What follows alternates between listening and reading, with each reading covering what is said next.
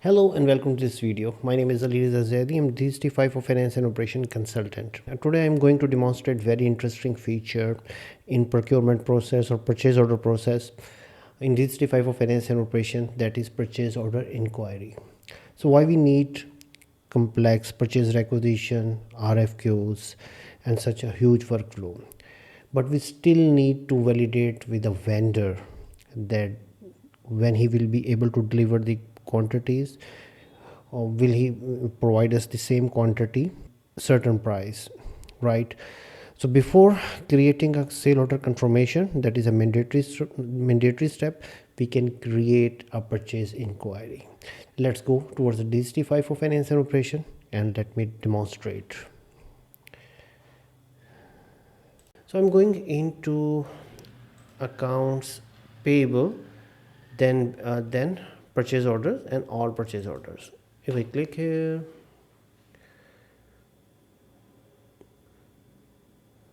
so this is the purchase order list page. All the purchase order in current legal entity is available here. So if we click here on a purchase order, here is the purchase inquiry button.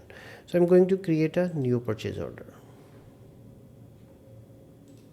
I select a vendor, then I select 1111 warehouse, and accounting date is this, and requested date I'm expecting 17th of November. Click on OK. So I required item A0001, right? Quantity 1 and price is 12, right? I'm not going to change anything. I confirm this, and after that I click on a purchase order. Instead to confirm, I send inquiry that on 17th of November, can you deliver this product to me? And here on a print setup, there are options of an email. We can set up an email, we can set up a CC, and we can add a subject and HTML format. And when we click on OK, and when we confirm the printout, so purchase order confirmation will be created. I'm going to click on OK. So vendor option is created. But interestingly, if I go back on a purchase order, purchase inquiry a option is disabled and purchase inquiry journal is created.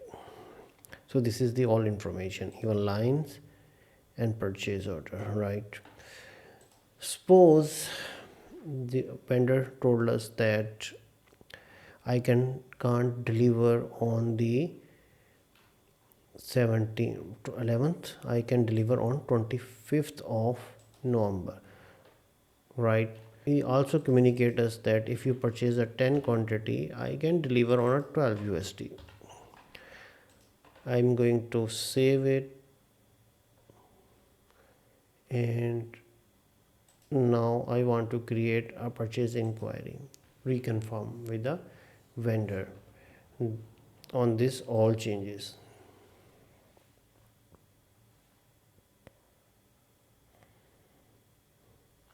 So he agreed that he can deliver. All those process negotiation is done. Now is a compulsory step, that is purchase order confirmation. So if we go back and confirm the purchase order,